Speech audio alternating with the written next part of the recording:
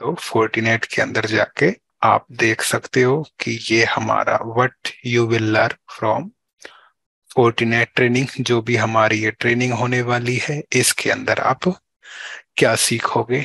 तो क्लियर है विजिबिलिटी। ये हमारा हो जाएगा, कोर्स इंट्रोडक्शन भी हो जाएगा और कि हम क्या करने वाले हैं ये भी हो जाएगा। तो जो भी ये हमारी ट्रेनिंग रहेगी लगभग इसमें 2 महीने हमें लगेंगे, वीकेंड में चलेगा। 2 महीने तो पक्का है। 18 से 20 क्लासेस हमारी रहेंगी। इस पूरी ट्रेनिंग के अंदर आप क्या सीखने वाले हो वो आप यहाँ पे देख लो। तो इस कोर्स को करने से पहले हमें आपसे कुछ एक्सपेक्टेशन है कि एटलीस्ट आपको क्या आना चाहिए, CCNA प्लस आपको क्या आना चाहिए, CCNP आना चाहिए। ठीक है। और किसी और फायरवॉल वेंडर की नॉलेज है तो वो अच्छा रहेगा, लेकिन CCNA CCNP लेवल की नॉलेज हमें यहाँ पे आपको चाहिए। तो इस पूरी ट्रेनिंग के अंदर सबसे पहले आप सीखोगे यहाँ पे फोर्टीगेट इंट्रोडक्शन। की फोर्टीगेट इंट्रोडक्शन से भी पहले हम यहाँ पे सीखेंगे फायरवॉल इंट्रोडक्शन। की फायरवॉल क्या है, कौन कौन सी फायरवॉल टेक्निक है वो वर्तमान समय में, और उसके पश्चात वो जैसे कि हो गया पहले फायरवॉल टेक्निक में हमारा आता है पैकेट फिल्टरिंग हो गया, प्रॉक्सी सर्वर हो गया, स्टेटफुल फायरवॉल हो गया, ट्रांसपेरेंट फायरवॉल हो गया और नेक्स्ट जनरेशन फायरवॉल हो गया। तो उन चीजों के बारे में हम डिस्कस करेंगे। तो फोर्टीगेट इंट्रोडक्शन प्लस में मैं यहाँ पे लिख देता हूँ फायरवॉल इंट्रोडक्शन हमारा यहाँ पे रहेगा। उसके पश्चात फायरवॉल इंट्रोडक्शन के पश्चात फोर्टीगेट। तो जो हम यहाँ पे फोर्टीगेट फायरवॉल कौन कौन से फीचर्स देता है, तो जो हम आगे यहाँ पे डिस्कस करने वाले हैं वो फोर्टीगेट फायरवॉल के फीचर्स हैं या 40OS के फीचर हैं कि फोर्टीगेट हमें कौन कौन से फीचर्स देता है। उसके पश्चात आपका रहेगा लैब सेटअप, यानी कि हमें प्रैक्टिस करना है। प्रैक्टिस करने के लिए आप लैब किस प्रकार से बनाओगे, वो कैसे बनाना है वो आपको बताया जाएगा। उसके लिए जो जरूरी रिसोर्सेज चाहिए वो आपको प्रोवाइड किए जाएंगे। उसके पश्चात हमारा रहेगा यहाँ पे फोर्टीगेट बेसिक्स। हमारी ट्रेनिंग 2 प्रकार से चलेगी। पहले हम चीजों को GUI करेंगे और GUI करने के पश्चात हम उसको CLI में कॉन्फ़िगर करना सीखेंगे। तो फोर्टीगेट बेसिक्स आप सीखोगे। बेसिक्स जब कंप्लीट हो जाएगा तो फोर्टीगेट फायरवॉल जो है राउटिंग सपोर्ट करता है, तो IPv4 का स्टैटिक राउटिंग, डिफॉल्ट राउटिंग आप सीखोगे। फोर्टीगेट फायरवॉल पे जोन किस प्रकार से बनते हैं ये आपका रहेगा। डायनेमिक राउटिंग के अंदर RIP implementation plus troubleshooting, OSPF implementation plus troubleshooting. Dynamic routing protocol में OSPF की तरह ओपन स्टैंडर्ड होता है, IS इम्प्लीमेंटेशन और ट्रबल शूटिंग हमने यहाँ पे सीखना है। उसी प्रकार फिर हमारा BGP इम्प्लीमेंटेशन और ट्रबल शूटिंग यहाँ पे रहेगा। उसके पश्चात हमें आगे सीखना है। तो BGP के पश्चात फिर हमारा आएगा यहाँ पे लिंक मॉनिटरिंग। अब ये लिंक मॉनिटरिंग क्या है, अगर आप वर्किंग हैं, आपने एक टर्म सुनी होगी SLA, सर्विस लेवल एग्रीमेंट। तो SLA क्या है, जो सिस्को के अंदर फीचर का नाम होता है SLA, फोर्टीगेट में उसी चीज को बोला जाता है लिंक मॉनिटरिंग। वो हम कॉन्फ़िगर करना सीखेंगे। उसके पश्चात आपका IPv4 का राउटिंग कंप्लीट हो जाएगा। फिर IPv6 का आएगा। तो IPv6 के अंदर स्टैटिक डिफॉल्ट के साथ साथ RIP implementation troubleshooting, RIP NG implementation plus troubleshooting, OSPF v3 implementation troubleshooting, IS v6 implementation और ट्रबल शूटिंग हमारा यहाँ पे रहेगा। तो कहने का मतलब यहाँ पे ये हुआ, जो आप IP वर्जन 4 पे सीखोगे वही चीजें आप IP वर्जन 6 पे आप सीखोगे। तो OSPF के पश्चात IS v6, MPBGP और IPv6 का लिंक मॉनिटरिंग आपका यहाँ पे रहेगा। जब हमारा राउटिंग कंप्लीट हो जाएगा फिर एडवांस चीज आएगी नेटवर्क एड्रेस ट्रांसलेशन। तो नेटवर्क एड्रेस ट्रांसलेशन IPv4 पे, यूजर ऑथेंटिकेशन IPv4 पे, और नेटवर्क एड्रेस ट्रांसलेशन IPv6 पे, और यूजर और ग्रुप ऑथेंटिकेशन IPv6 पे हमारा यहाँ पे रहेगा।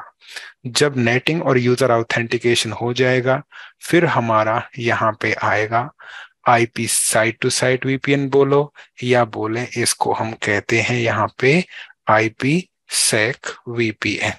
तो IPsec VPN क्या है, पहले उसकी थ्योरी करेंगे, फिर हमारा प्रैक्टिकल रहेगा। तो site to site VPN GUI से, route based site to site VPN custom wizard के द्वारा, और आइक वर्जन 2 के द्वारा, और ये हो गया आपका राउट बेस। फिर आप पॉलिसी बेस्ड VPN कैसे कॉन्फ़िगर करना है ये आप सीखोगे। तो ये FortiGate से FortiGate रहेगा, लेकिन जरूरी नहीं है हर ब्रांच में आपको FortiGate ही मिलेगा। तो आपको ये भी बताया जाएगा कि FortiGate और सिस्को राउटर के बीच में साइट टू साइट VPN कैसे बनेगा, FortiGate और सिस्को ASA के बीच में साइट टू साइट VPN कैसे बनेगा, FortiGate और Palo Alto के बीच में साइट टू साइट VPN कैसे बनेगा, FortiGate और चेक पॉइंट के बीच में साइट टू साइट VPN आपका कैसे बनेगा, FortiGate और जुनिपर के बीच में साइट टू साइट VPN आपका किस प्रकार से बनेगा। तो कहने का मतलब ये है कि FortiGate से FortiGate तो आप सीखोगे ही सीखोगे। दूसरा वेंडर यदि पोलो अल्टो है, दूसरा वेंडर चेक पॉइंट है, दूसरा वेंडर अगर जुनिपर है, और दूसरा वेंडर यदि सिस्को का ASA है, या ये भी आप यहाँ पे सिस्को का ASA या राउटर के साथ VPN कैसे बनेगा ये भी आपको सिखाया जाएगा। उसके पश्चात जब हम VPN कॉन्फ़िगर करेंगे तो गलतियां भी करेंगे, तो टी शूट भी आपको साथ की साथ में बताया जाएगा। फिर ये तो हो गया IP वर्जन 4 पे, और उसके साथ साथ हमारा IPv6 पे भी क्या बनता है, साइट टू साइट VPN। तो IPv6 site to site VPN आप सीखोगे CLI के द्वारा भी, और site to site VPN with certificate authentication. Normal VPN बनाने के लिए हम प्रीशेड की का इस्तेमाल करते हैं। तो दो मेथड होते हैं VPN ऑथेंटिकेशन के लिए, सर्टिफिकेट प्रीशेड की और सर्टिफिकेट। तो वो दोनों आपको यहाँ पे कराए जाएंगे। उसके पश्चात आपका यहाँ पे आएगा कौन से वाला, ये ट्रांसपेरेंट फायरवॉल। तो ट्रांसपेरेंट फायरवॉल क्या है, FortiGate को ट्रांसपेरेंट फायरवॉल कैसे बनाना है ये हमारा रहेगा थ्योरेटिकल प्लस प्रैक्टिकल। फिर है V-Wire वर्चुअल वायर। तो जो हमारा फायरवॉल होता है उसको दो तरह से डिप्लॉय किया जाता है, एक होता है लेयर 3 और एक होता है हमारा लेयर 2। तो लेयर 2 की जब हम बात करते हैं तो लेयर 2 के अंदर उसको दो तरह से डिप्लॉय किया जा सकता है। एक तो आपका होता है ट्रांसपेरेंट फायरवॉल बना सकते हो, और दूसरा उसको आप बना सकते हो वर्चुअल वायर। तो वर्चुअल वायर किस प्रकार से रहेगा ये भी हमने सीखना है। तो जो ये दिख रहा है आपको ट्रांसपेरेंट फायरवॉल और वर्चुअल वायर, तो ये फायरवॉल का लेयर 2 डिप्लॉयमेंट है, वो भी हम यहाँ पे करेंगे। फिर नेक्स्ट आता है HA high availability. High availability के अंदर क्या रहेगा कि मान के चलो हमारे पास एक ही फायरवॉल है जो हमारा कनेक्टेड है इनसाइड नेटवर्क से और कनेक्टेड है हमारा आउटसाइड नेटवर्क से। तो यहाँ पे आप ध्यान से देखोगे तो सिंगल पॉइंट ऑफ फेलियर है। इस सिंगल पॉइंट ऑफ फेलियर से बचने के लिए हम एक नहीं दो फायरवॉल का इस्तेमाल करेंगे। तो ये दूसरा फायरवॉल लगाया, दोनों को हमने किससे कनेक्ट कर देना है, दोनों को हमने कनेक्ट कर देना है इनसाइड से और आउटसाइड से। तो इनमें एक प्राइमरी बनेगा, एक हमारा सेकेंडरी बनेगा। अगर प्राइमरी फायरवॉल क्या हो जाता है हमारा डाउन हो जाता है, तो जो सेकेंडरी है, तो पहले जब हम प्राइमरी बनाएंगे तो प्राइमरी फायरवॉल हमारा एक्टिव रहेगा और सेकेंडरी फायरवॉल हमारा यहाँ पे पैसिव रहेगा। इस प्रकार से रहेंगे। तो जब आपका प्राइमरी डाउन हो जाएगा तो जो पैसिव फायरवॉल है वो क्या बन जाएगा, एक्टिव बन जाएगा, और ट्रैफिक अब नए वाले एक्टिव से बाहर और बाहर से अंदर जाएगा। तो HA हाई अवेलेबिलिटी के अंदर एक्टिव पैसिव किस प्रकार से करेंगे और एक्टिव एक्टिव किस प्रकार से करेंगे, ये हमारा थियोरेटिकल और प्रैक्टिकल यहाँ पे रहेगा। फिर आता है SLB, सर्वर लोड बैलेंसिंग। अब ये सर्वर लोड बैलेंसिंग क्या है? सर्वर लोड बैलेंसिंग ये है, मान के चलो आपकी कंपनी के पास क्या है, उदाहरण के लिए हमारे पास सर्वर 1 है जिसको हमने किससे कनेक्ट कर दिया, जिसको हमने फायरवॉल से कनेक्ट कर दिया, और फायरवॉल को फिर फर्दर हमने कनेक्ट कर दिया यहाँ पे इंटरनेट के साथ। ये हमारी कनेक्टिविटी हो गई। तो जो यूजर है वो हमारे फायरवॉल के उदाहरण के लिए पब्लिक आईपी को एक्सेस कर सकता है। अब उसको हम जो है नेट करके एक सर्वर के पास भेज सकते हैं, तो 192.168.101.10। अब जो ये सर्वर अगर एक है तो इसकी कैपेसिटी होगी कनेक्शन बनाने की, मान के चलो 10,000, तो ये सर्वर तो 10,000 कनेक्शन हैंडल कर सकता है। लेकिन रिक्वेस्ट हमारी बहुत सारी आने वाली हैं, इस सर्वर से काम नहीं चलेगा, तो हम एक सर्वर नहीं, बैकएंड के अंदर मल्टीपल सर्वर्स क्या करेंगे, कनेक्ट या डिप्लॉय कर देंगे, और वो सर्वर सेम सर्विस देंगे। आईपी अलग रहेगा, 101.20, 101.30, 101.40 उदाहरण के लिए। तो हम कुछ ऐसा यहाँ पे करेंगे कि जो यूजर है, पहली रिक्वेस्ट आई तो इंटरनेट से आपकी मल्टीपल रिक्वेस्ट आएंगी। उदाहरण के लिए यहाँ पे हमने लिया कि एक यूजर ने इंटरनेट से पहली रिक्वेस्ट भेजी, वो हम किसको दे देंगे, पहले सर्वर को। फिर दूसरी रिक्वेस्ट आई, उस दूसरी रिक्वेस्ट को दूसरे सर्वर को दे देंगे।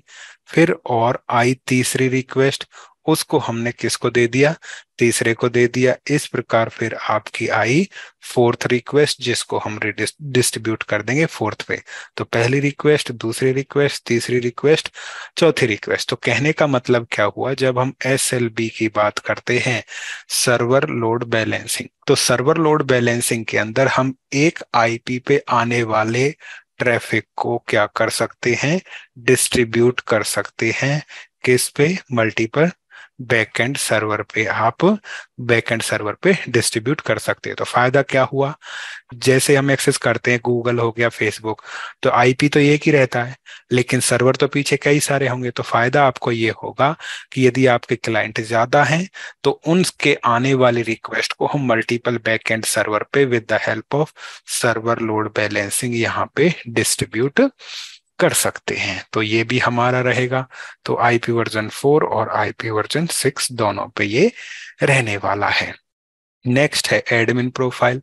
तो एडमिन प्रोफाइल किस लिए, कि हमारे पास क्या हो गया, यहाँ पे फायरवॉल हो गया, फायरवॉल को एक्सेस करेगा कौन, यूजर। अब डिफरेंट डिफरेंट यूजर्स होंगे, तो हम यहाँ पे प्रोफाइल बना देंगे L1, L2 और L3। जो L1 है उसको हम क्या देंगे, रीड ओनली का राइट देंगे। तो दूसरे वाले को रीड ओनली प्लस और कुछ कॉन्फिगर राइट्स दे सकते हो, और L3 को आप यहाँ पे क्या दे सकते हो, आप ऑल राइट्स दे सकते हो कि वो सारी कॉन्फ़िगरेशन कर सके। तो जो फ्रेशर्स होंगे या 1 साल 2 साल वाले, उन्हें रीड ओनली एक्सेस, जिन्हें एक्सपीरियंस हो गया है 2-3 साल का, उन्हें रीड ओनली प्लस बेसिक आप दे दोगे। और जो लेवल 3 है या जो एक्सपर्ट लेवल इंजीनियर्स हैं, उनको आप सारी फायरवॉल की कॉन्फ़िगरेशन का राइट यहाँ पे दे सकते हो। तो वो हमारा किसकी मदद से होगा, एडमिन प्रोफाइल की मदद से होगा। नेक्स्ट है हमारा यहाँ पे VRRP। तो हमारे कुछ होते हैं फर्स्ट होप रिडंडेंसी प्रोटोकॉल। तो फर्स्ट होप रिडंडेंसी प्रोटोकॉल, अब ये फर्स्ट होप रिडंडेंसी क्या आती है, कि मान के चलो मेरे पास क्लाइंट 1, क्लाइंट 2, क्लाइंट 3 और यहाँ पे क्लाइंट 4 हो गया। उनको मैंने किससे कनेक्ट कर दिया, उनको मैंने कनेक्ट कर दिया स्विच से। स्विच से आपका राउटर होगा और फायरवॉल भी हो सकता है। तो मैं पहले राउटर की बात कर रहा हूँ। तो इनका जो गेटवे है, यानी क्लाइंट का पहले और जो फर्स्ट होप होगा वो क्या होगा, गेटवे होगा उनका। तो फर्स्ट होप रिडंडेंसी प्रोटोकॉल के अंदर आपके आते हैं HSRP आता है, VRRP आता है और GLBP आता है। अब जो HSRP है वो किसका है, सिस्को का है। GLBP किसका है, सिस्को है। VRRP कैसा है, आपका ओपन स्टैंडर्ड है। तो अगर आपके पास राउटर नहीं है, आपने क्या लगा रखा है, फायरवॉल लगा रखा है, तो उस फायरवॉल सिस्को का तो है नहीं, तो HSRP हटा दो, GLBP हटा दो, तो फिर क्या बचा आपका VRRP। तो FortiGate पे आप VRRP कॉन्फ़िगर करके क्या कॉन्फ़िगर करोगे, actually first hope redundancy protocol, यानी कि हमें, अगर मैं नॉर्मल आईपी HSRP VRRP नहीं चलाते हैं तो हमें क्या देना पड़ेगा, IP 192.168.101.1, 192.168.101.2। अब इनका गेटवे क्या होगा, या तो आप दोगे कि गेटवे 1 हो तो 1 हो जाएगा। अब ये कल को डाउन हो गया तो ये बाहर नहीं जा सकते, फिर आपको मैन्युअली इनका गेटवे क्या देना पड़ेगा, 2 देना पड़ेगा। तो कंपनीज के अंदर अगर हमारे पास लेन के अंदर मल्टीपल लेयर 3 डिवाइस हैं जो एज ए गेटवे काम कर सकती हैं, तो हम उनका फिजिकल IP ना दे के क्या चला देते हैं, VRRP चला देते हैं। और VRRP चलाने के पश्चात उनको एक हम दे देते हैं वर्चुअल IP। तो इसके स्थान पे उदाहरण के लिए 192.168.101.254, और इसको भी वही IP दे देंगे 192.168.101.253। तो जब हम VRRP चलाएंगे तो ये बन जाएगा मास्टर, एक बन जाएगा मास्टर, दूसरा बन जाएगा बैकअप। तो पहले आपका ट्रैफिक किससे जाएगा, मास्टर से आपका जाएगा। अगर मास्टर डाउन हो जाता है तो जो बैकअप है वो क्या बन जाएगा, आपका मास्टर बन जाएगा। और जो ट्रैफिक है अब वो नए वाले मास्टर से क्या करना स्टार्ट कर देगा, जाना स्टार्ट कर देगा। तो VRRP, HSRP और GLBP इन तीनों का काम एक होता है, लेकिन VRRP ओपन स्टैंडर्ड है, तो हम FortiGate फायरवॉल पे VRRP कॉन्फ़िगर करके हम first hope redundancy protocol configure करेंगे। तो ये हमारा रहेगा। तो अभी हम देख रहे हैं जब हम VRRP चलाएंगे तो या तो फायरवॉल 1 लेके जाएगा या फायरवॉल 2 लेके जाएगा। अब प्रश्न ये आता है, क्या इसके अंदर हम लोड बैलेंसिंग कर सकते हैं, बिल्कुल कर सकते हैं। तो हम मल्टीपल ग्रुप्स बनाएंगे। तो उदाहरण के लिए जो ग्रुप होगा यानी एक वर्चुअल IP होगा, तो फायरवॉल 1 को एक वर्चुअल IP के लिए क्या बना देंगे, मास्टर बना देंगे, दूसरे को दूसरे के लिए हम क्या बना देंगे, मास्टर। तो उदाहरण के लिए हो जाएगा यहाँ पे के, तो फायरवॉल 1 जो है हम 2 IP लेंगे, 192.168.101.254, 192.168.101.253। ऐसा ही इधर 192.168.101.254 और 192.168.101.253।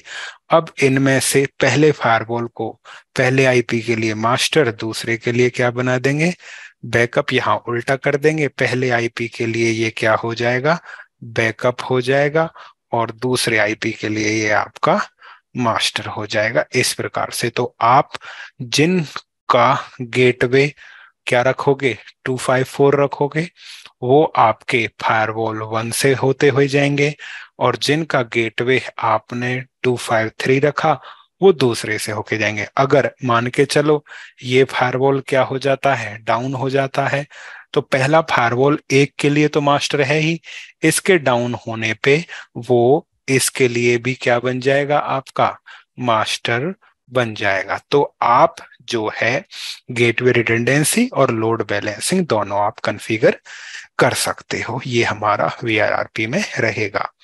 उसके पश्चात आता है आपका यहाँ पे ADVPN, ऑटो डिस्कवरी VPN। ये क्या है, तो अभी बिगिनिंग में आपने पढ़ा था जब मैं डिस्कस कर रहा था कि आप क्या सीखोगे, यहाँ पे साइट टू साइट VPN सीखोगे।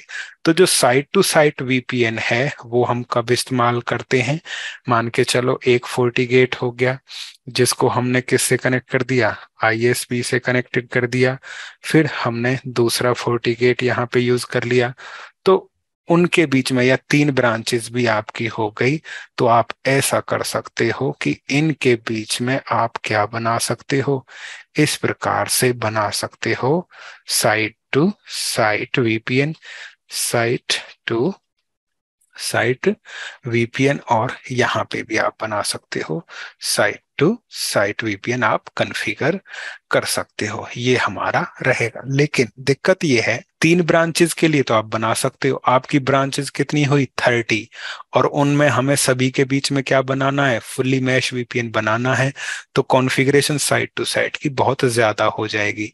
इसी प्रॉब्लम को सॉल्व करता है हमारा कौन, एडीवीपीएन। तो एडीवीपीएन के अंदर हम क्या करते हैं, एडीवीपीएन के अंदर एक आप हब साइट रखते हो, और उसको डेफिनेटली हम किससे कनेक्ट करेंगे, आईएसपी से। फिर हमारे पास दूसरी ब्रांच रहेगी, फिर हमारे पास यहाँ पे तीसरी ब्रांच रहेगी, और फिर हमारे यहाँ पे चौथी ब्रांच रहेगी। इसी प्रकार 4 हो या 40 उससे फर्क नहीं पड़ता है। तो उसके अंदर एक हम बनाएंगे हब, जो कि हमारा होगा सर्वर। बाकी के क्या रहेंगे, हमारे स्पोक रहेंगे, जिनको हम क्या बोलेंगे, क्लाइंट बोलेंगे। तो अब यदि मैं इनके बीच में क्या बनाता हूं, साइट टू साइट वीपीएन बनाता हूं, तो बहुत ज्यादा कॉन्फ़िगरेशन करनी पड़ेगी। वो उतनी कॉन्फ़िगरेशन ना करनी पड़े, उसके लिए हम यहाँ पे यूज करेंगे एडीवीपीएन। तो एडीवीपीएन यानी कि ऑटो डिस्कवरी वीपीएन के अंदर हमारा हब और स्पोक रहेंगे। पहले तो प्रत्येक स्पोक खुद को रजिस्टर कर देगा, किसके साथ, हब के साथ रजिस्टर करेगा। और जब हब के साथ रजिस्टर हो जाएगा, तो यहाँ पे हमारा बन के तैयार होगा एक स्टैटिक टनल, उनके बीच में आपका स्टैटिक टनल बन जाएगा। लेकिन जब एक स्पोक कम्युनिकेट करना चाहेगा दूसरे स्पोक के साथ, तो उनके बीच में जो ये टनल बनेगा, ये हमारे कैसे टनल होंगे, डायनामिक टनल हमारे बन के, डायनेमिक टनल हमारा बनेगा, और ये ऑटोमेटिक बनेगा, हमें बनाने की जरूरत नहीं है। जब भी एक स्पोक दूसरे स्पोक से कम्युनिकेट करेगा, डायनेमिक टनल बनेगा। कम्युनिकेशन खत्म होने के पश्चात टनल को भी डिस्ट्रॉय कर दिया जाएगा। तो इस एडीवीपीएन का फायदा क्या है, अगर हमें मान के चलो हमारे पास 50 ब्रांचेस हैं, और उनके बीच में हमें फुल मैश कनेक्टिविटी कॉन्फ़िगर करनी है, तो बहुत ज्यादा कॉन्फ़िगरेशन करनी पड़ेगी। जबकि एडीवीपीएन की मदद से हमें फुल मैश वीपीएन मिलेगा, और कॉन्फ़िगरेशन हमारी लेस यहाँ पे रहेगी, कम कॉन्फ़िगरेशन में हम वो अचीव कर सकते हैं, सिक्योर कम्युनिकेशन भी और फुल मैश कनेक्टिविटी भी। तो फुल मैश कनेक्टिविटी भी मिलेगा और सिक्योरिटी भी आपको मिलेगा। तो ये रहेगा हमारा यहाँ पे एडीवीपीएन। एडीवीपीएन के पश्चात फिर आपका आता है फोर्टिनेट डायल अप वीपीएन। अब ये क्या है, अभी कुछ समय पहले कोविड का दौर चल रहा था, तो एक वीपीएन होता है जिसको हम क्या बोलते हैं, रिमोट एक्सेस वीपीएन बोलते हैं। तो रिमोट एक्सेस वीपीएन ही फोर्टीगेट के अंदर 2 हैं, एक तो आपका कौन सा है, डायल अप वीपीएन है, और इसकी जगह आप दूसरा यूज कर सकते हो। रिमोट एक्सेस वीपीएन के लिए 2 सॉल्यूशन है, डायल अप वीपीएन और एसएसएल वीपीएन। जो डायल अप है वो आईपी सेक प्रोटोकॉल का इस्तेमाल करता है, एसएसएल प्रोटोकॉल का इस्तेमाल करता है। तो मान के चलो हमारे पास क्या हुआ, इंटरनेट हुआ। अब इंटरनेट से हमने कनेक्ट कर दिया अपना फोर्टीगेट फायरवॉल, उससे पीछे स्विच से पीछे हमारे क्या हो गए, रिसोर्सेज हो गए।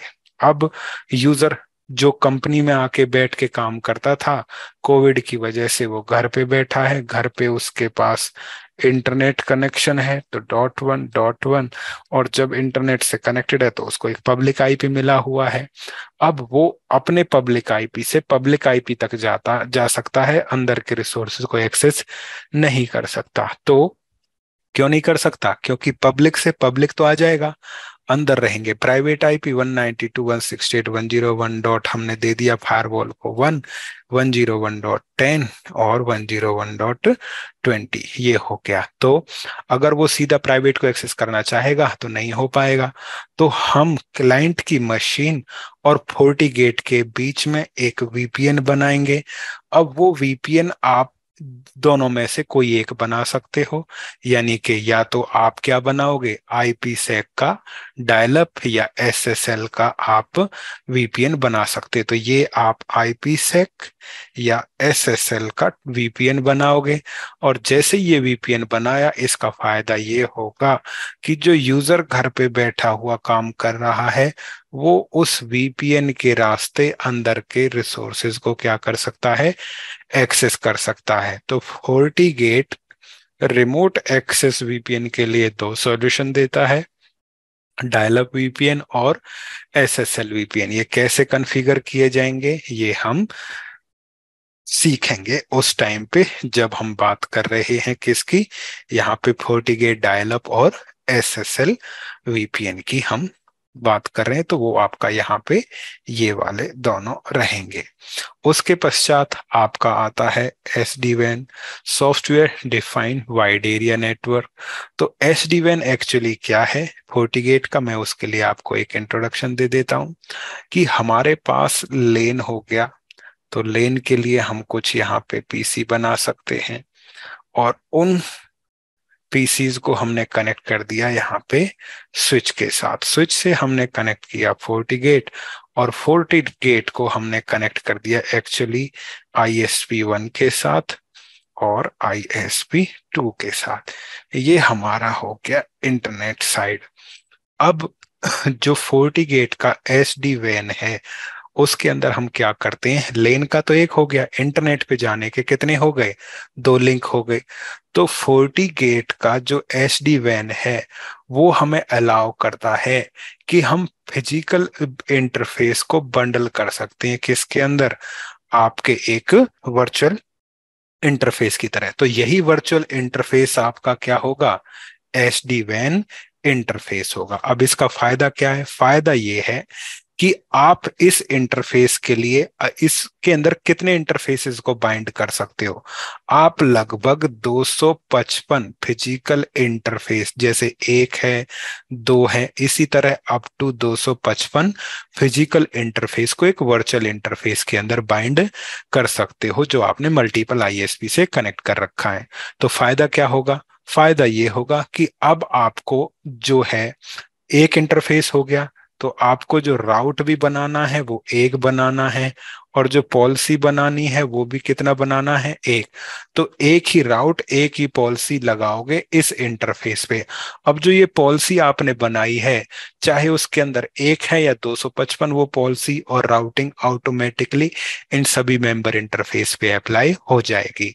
तो फायदा क्या हुआ, ये खुद ही जब ट्रैफिक आएगा तो ट्रैफिक को डिस्ट्रीब्यूट कर देगा ISP1 के रास्ते और ISP2 के रास्ते। तो SD-WAN हमारा एक वर्चुअल इंटरफेस होता है जिसके अंदर हम क्या करते हैं, फिजिकल या मेंबर इंटरफेसेस को बाइंड करते हैं, लगभग 255 कर सकते हैं। जब आप ये करोगे तो एक ही राउट एक ही पॉलिसी बनाओगे जो ऑटोमेटिकली सभी मेंबर्स पे अप्लाई हो जाएगी। तो जो SD-WAN है वो हमारा एप्लीकेशन अवेयर मल्टीपाथ वेन सॉल्यूशन है, यानी वाइड एरिया नेटवर्क पे जाने के यदि आपके पास मल्टीपल रास्ते हैं, तो आप वेन लिंक को बेस्ट वे में SD-WAN की मदद से यूटिलाइज कर सकते हो। तो अभी इंट्रो है, थियोरेटिकल और प्रैक्टिकल उसी टाइम पे कराया जाएगा जब ये इसका टर्न आएगा। तो ये हमारा रहेगा SD-WAN के लिए। नेक्स्ट है हमारा यहाँ पे फोर्टिनेट सिंगल साइन ऑन। अब ये फोर्टिनेट सिंगल साइन ऑन है क्या, समझने के लिए डायग्राम की मदद लेंगे। तो डायग्राम कुछ इस प्रकार से है कि हमारे पास हो गया पीसी को हमने किया स्विच से कनेक्ट, स्विच से FortiGate, और FortiGate को हमने कनेक्ट कर दिया यहाँ पे इंटरनेट के साथ। अब जब नॉर्मल FortiGate पे क्या लगाएंगे हम, पॉलिसी लगाएंगे। तो पॉलिसी के अंदर हम बताएंगे सोर्स IP बताएंगे, फॉर एग्जाम्पल डेस्टिनेशन IP बताएंगे, और क्या बता देंगे, एक्शन हमने बता देना है।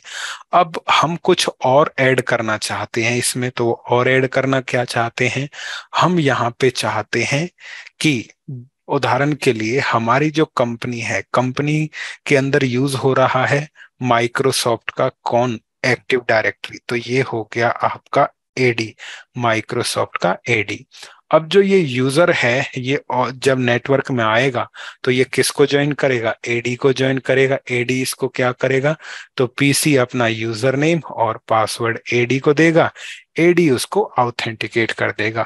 हम कुछ ऐसा चाहते हैं कि जो एडी पे क्या बने हुए हैं, ग्रुप बने हुए हैं या बने तो यूजर बने हुए हैं, तो हम फायरवॉल पे चाहते हैं ग्रुप या यूजर बेस क्या डिप्लॉय करना चाहते हैं, पॉलिसी डिप्लॉय करना चाहते हैं। तो वो हम कर सकते हैं किसकी मदद से, with the help of FSSO Fortinet single sign on की मदद से। तो एफएसएसओ के अंदर हम अपने एडी को इंटीग्रेट कर देंगे किसके साथ, फोर्टिगेट के साथ। अब नेटवर्क के अंदर जब भी कोई यूजर ज्वाइन करेगा तो एडी किसको बता देगा, फोर्टिगेट को बता देगा। फोर्टिगेट पे हम पॉलिसी बना देंगे कि यदि क्या आता है, एचआर डिपार्टमेंट आता है, यदि वो किस पे जाता है, इंटरनेट पे जाता है, तो उसको क्या कर दो, अलाउ कर दो, तो एचआर को करेगा। आईटी आता है, इंटरनेट पे जाता है, तो अलाउ कर दोगे। तो जो बताया है वो अलाउ, बाकी सारे क्या हो जाएंगे, डिनाय। तो फोर्टिनेट सिंगल साइन ऑन के अंदर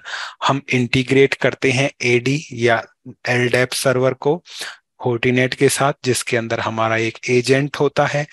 हम एडी पे एजेंट इंस्टॉल करते हैं जो लॉगिन इंफॉर्मेशन को यूनिट को पास करता है, यूनिट पे एंट्री क्रिएट कर देता है कि ये यूजर ये इस ग्रुप से बिलोंग करता है। जब वो रिक्वेस्ट फायरवॉल पे आएगी, फायरवॉल देखेगा कि जो हमें मैपिंग मिली हुई है, यानी जो एडी ने जो यूजर और आईपी आया है, अगर वही आ रहा है तो उसको क्या कर दो, अलाउ कर दो, अदरवाइज उसको अलाउ ना करो। तो एक्चुअली एफएसएसओ के अंदर हम एडी और फोर्टिगेट का इंटीग्रेशन करते हैं ताकि हम ग्रुप या user base policy FortiGate firewall पे डिप्लॉय कर सकें। ये हमारा रहेगा किसके अंदर, ये हमारा एफएसएसओ के अंदर यहाँ पे रहेगा। फिर हमारा क्या आता है, वीडॉम, वर्चुअल डोमेन। अब ये वर्चुअल डोमेन क्या है, वर्चुअल डोमेन कुछ इस प्रकार से है कि मान के चलो ये हर एक को जरूरत नहीं पड़ती, बट ये सॉल्यूशन जिनके लिए बनाया था मैं उसी हिसाब से बताता हूं कि मान के चलो आप प्रोवाइड करते हो एक सर्विस जैसे कि वेब होस्टिंग। बहुत सारी कंपनी हैं जो वेब होस्टिंग सर्विस देती हैं। वहां पे बहुत सारे कस्टमर अपने क्या रखते हैं, सर्वर ले जाके रखते हैं। अब कस्टमर कह रहा है कि मेरा जो सर्वर है वो किससे प्रोटेक्ट करो, फोर्टिगेट से प्रोटेक्ट करो या फायरवॉल से प्रोटेक्ट करो।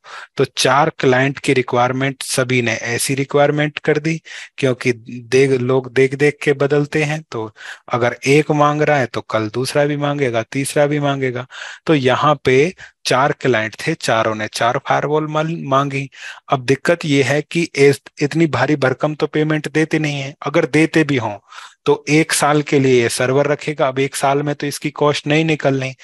आप क्या कर सकते हो, आपने क्या परचेज किया, आपने परचेज किया फिजिकल फायरवॉल ऑफ फोर्टिगेट का फिजिकल फायरवॉल खरीदा।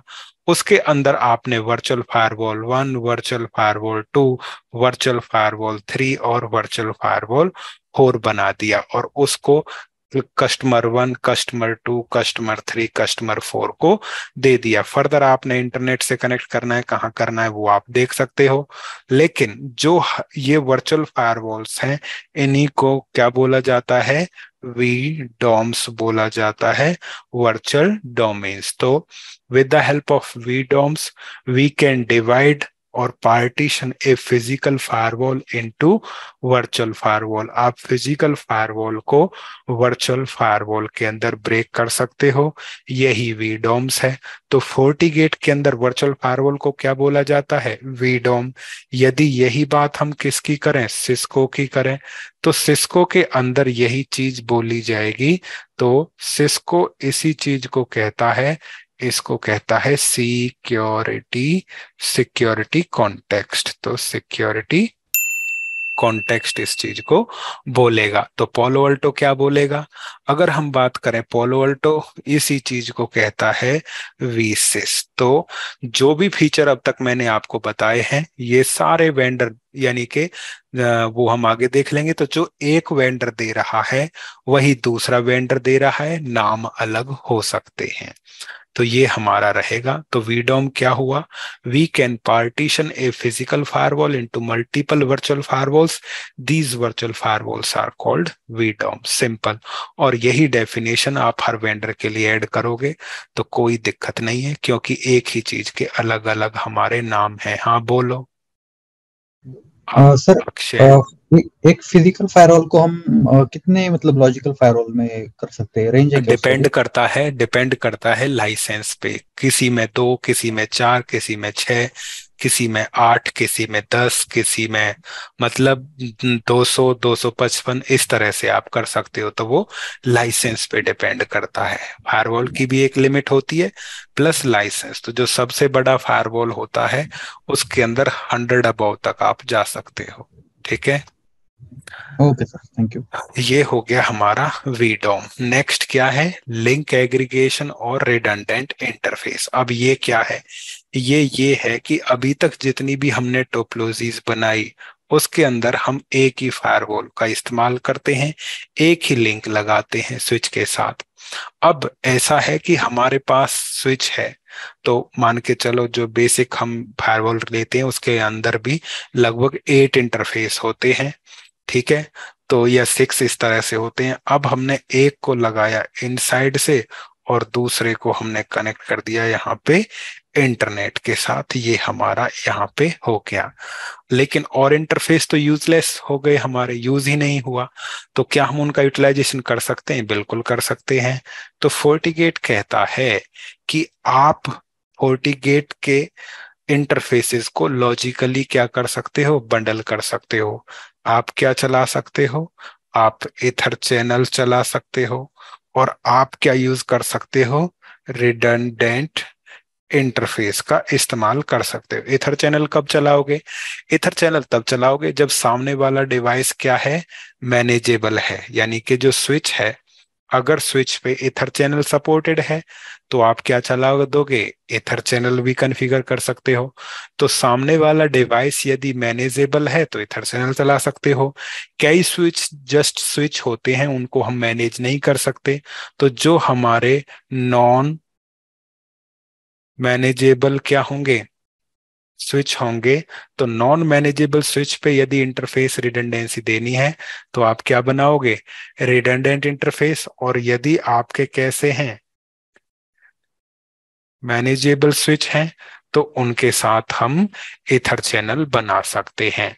तो जैसे और वेंडर आपको इंटरफेस रिडंडेंसी देता है, तो फोर्टिगेट के पोर्ट नंबर 1, उदाहरण के लिए पोर्ट नंबर 2, उनको ईथर चैनल में डाल सकते हो, और 3 और 4 को रिडंडेंट इंटरफेस के अंदर डाल सकते हो। ईथर चैनल के अंदर आपका क्या होगा, ईथर चैनल के अंदर based on load balancing algorithm आपके हर एक इंटरफेस को क्या किया जाएगा, यूज किया जाएगा। जबकि रिडंडेंट इंटरफेस में आपके प्राइमरी और क्या होते हैं, सेकेंडरी होते हैं। पहले प्राइमरी का इस्तेमाल होगा, यदि आपका प्राइमरी डाउन हो जाता है तो जो सेकेंडरी है वो आपका क्या बन जाएगा, लिंक है वो आपका प्राइमरी बन जाएगा, और ट्रैफिक फिर उससे आपका जाएगा। तो अनदर वेंडर की तरह ईथर चैनल और रिडंडेंट इंटरफेस भी फोर्टिगेट फायरवॉल क्या करता है, सपोर्ट करता है। वो भी आपको यहाँ पे इस सेक्शन के अंदर बताया जाएगा। उसके पश्चात आता है हमारा यहाँ पे central management, forty manager analyser और मैनेजर इंटीग्रेशन। अब होता क्या है, कंपनियां वो डिपेंड करती है कंपनी के साइज पे या डिप्लॉयमेंट मॉडल पे या बजट पे। तो इस प्रकार से है कि अगर मान के चलो किसी के पास क्या है, पीसी है, तो उदाहरण के लिए 10, 20, 30, 40, 50, 100 क्लाइंट हैं, जिनको हमने किससे कनेक्ट कर रखा है, स्विच से कनेक्ट कर रखा है। और स्विच से हमने किसको कनेक्ट कर दिया, फोर्टिगेट को। और फोर्टिगेट को सिंपल हमने किससे कनेक्ट कर दिया, इंटरनेट के साथ कनेक्ट कर दिया। ये हमारा यहाँ पे हो गया। तो एक ही फायरवॉल है, तो जो एडमिन है हमारा उसको डायरेक्टली क्या कर सकता है, एक्सेस कर सकता है। तो ये हमारा हो गया यहाँ पे कि ये एडमिन है, तो एडमिन डायरेक्टली फायरवॉल को HTTP या क्या कर लेगा, HTTPS करके एक्सेस कर लेगा। अब कोई बहुत बड़ी कंपनी है, उसके अंदर क्या है, हमारे पास मल्टीपल फायरवॉल्स हैं। तो हम क्या करेंगे, उनके लिए फिर हम सेंट्रलाइज मैनेजमेंट सिस्टम का इस्तेमाल करते हैं। तो उन पे लॉग्स यदि हमें इकट्ठे करने होते हैं तो हमारे को डिप्लॉय करना होता है FAZ एनालाइजर, FAZ40 एनालाइजर, और दूसरा होता है सेंट्रलाइज मैनेजमेंट FMG40 मैनेजर। तो प्रत्येक फायरवॉल को बोलते हैं कि तुम अपने लॉग्स किसको दे दोगे, जो तुम्हारे पास लॉग बन रहे हैं वो एनालाइजर को दे दो, लेकिन जो तुम्हारी कॉन्फ़िगरेशन है वो कॉन्फ़िगरेशन तुम्हारी किससे होगी, तुम्हारी मैनेजर से होगी। यानी सभी डिवाइस को मैनेजर पे जाके हमने क्या कर देना है, ऐड कर देना है। तो 40 मैनेजर हमारा क्या है, सेंट्रलाइज्ड मैनेजमेंट सिस्टम है, management by 40 net. 40 net company के द्वारा 40 उसके फायरवॉल को मैनेज करने के लिए सेंट्रलाइज मैनेजमेंट सिस्टम का काम करता है। तो आपको ये भी बताया जाएगा कि फायरवॉल को एनालाइजर मैनेजर के साथ इंटीग्रेट कैसे करेंगे, ये हमारा रहेगा। और उसके पश्चात फिर पैकेट फ्लो कैसे है वो हमने यहाँ पे डिस्कस करना है, ये हमारा रहेगा। तो अभी तक जो बोला ये तो हो गया ब्रीफिंग। अब डिटेल्ड में हम क्या करेंगे वो आपको यहाँ पे नीचे दिखाई देगा। तो ये जितने भी चीजें मैंने अभी तक डिस्कस की हैं आपसे, तो ये 40 गेट फायरवॉल पे सपोर्टेड फीचर्स भी हैं। वो क्या क्या देता है वो सारी चीजें हमने यहाँ पे डिस्कस की हैं।